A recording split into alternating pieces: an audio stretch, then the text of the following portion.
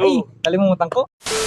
What up mga Talpits? Andito po tayo ngayon sa Pasakaw, Camarines Sur. So may nakita po kami.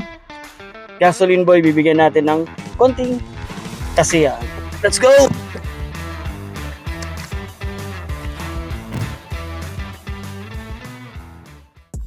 Good morning sir.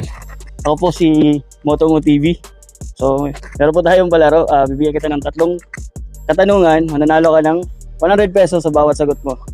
So ready ka na ba? Ano pangalan niyo sir? Jomar po, Jomar. First question po. Sa larong basketball, sino ang tinatawag na Air Jordan? Si Michael Jordan. Tama! 100. Okay sir, pangalawang tanong. Meaning po ng DPWH. Ano po yung meaning ng DPWH? DP. Okay, 5 seconds. 5, 4, 3, 2. Ay, kalimutan ko. Okay, ito na sir. Final question nyo po. Mananalo po kayo ng 200 pesos.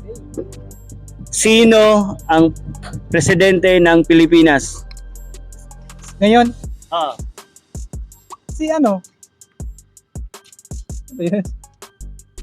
5, 4, 3, Presidente.